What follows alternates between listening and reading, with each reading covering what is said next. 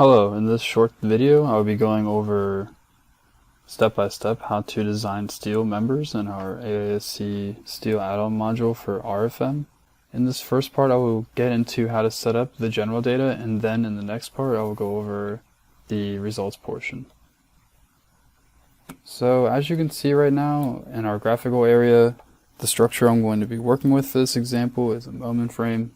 With an RFEM we can get the general analysis of this moment frame. But what I would like to do is design these two columns in this beam to be optimized, and to do that we can use the RF Steel AISC add-on module.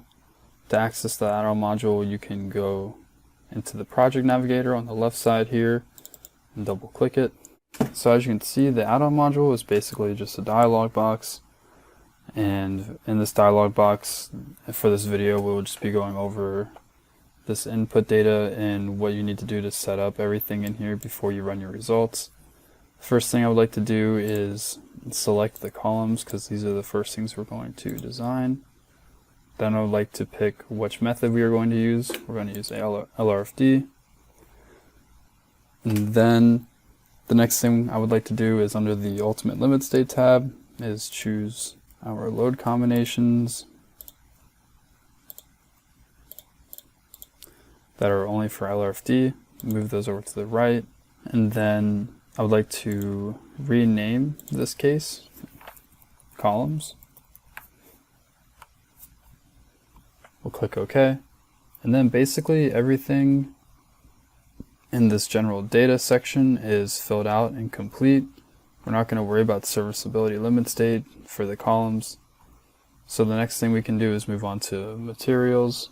For materials, we're going to select steel, and as you can see, these materials are automatically brought into the add-on module and we don't have to do anything further.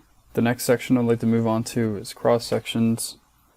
The same thing can be said for this section from materials. They are automatically brought in from RFEM, so we don't have to do anything here. The next information I'd like to move on to is the intermediate lateral restraints. Here we're going to define lateral restraints for the top and the bottom flanges.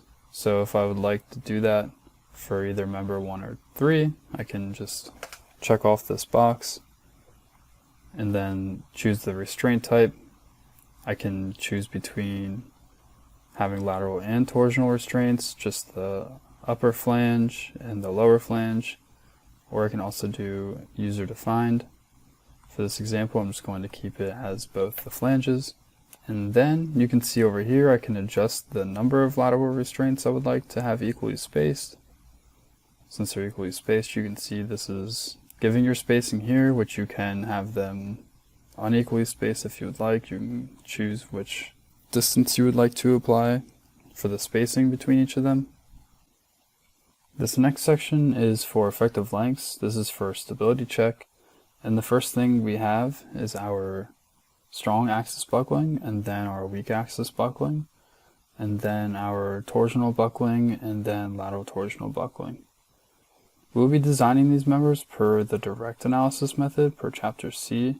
The code shows that we can set the effective length factors equal to 1.0, so we leave all of the factors as 1. Now we have to adjust the unbraced lengths, which are going to default as the full member length. Unbraced lengths are incredibly important.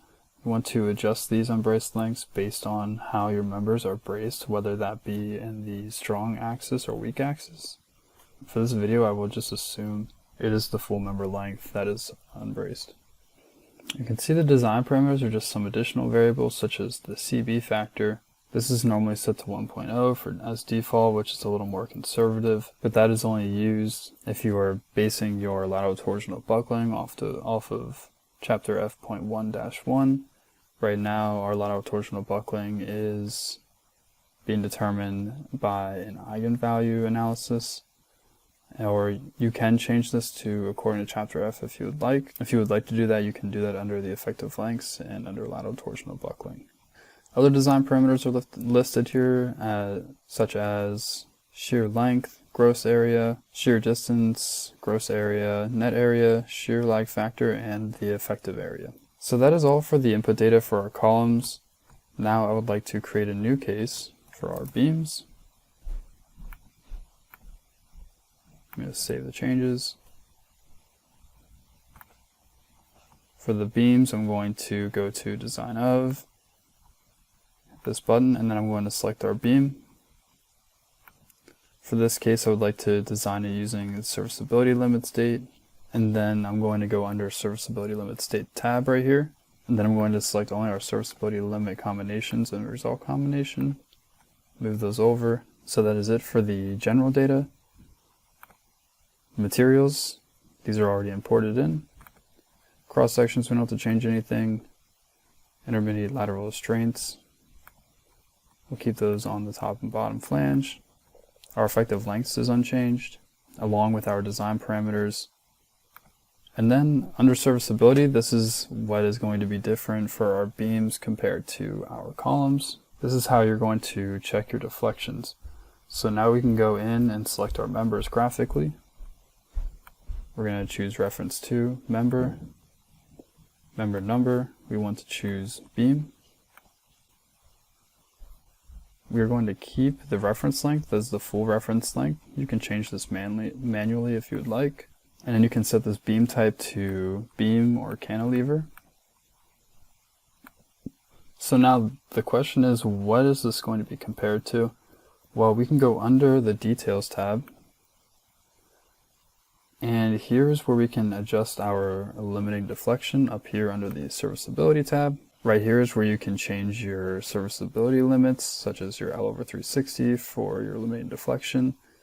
Or if you have a cantilever, you can change your L over 180 over here. Relativity can be changed up here. You either have the option for shifted member ends or the unreformed system. The shifted member ends, the deflection will be measured from the new distorted shape of the member, where the undeformed option will measure deflection from the original structure location, and it is up to you as an engineer to decide which option to apply. Either one will give you completely different results. So we'll leave this as default. Click OK. And then this pretty much concludes the first part of this video, where I basically just went over the input data for the RFSTO AISC module. I hope it was helpful, and in the next video I will go over how to run and analyze the results.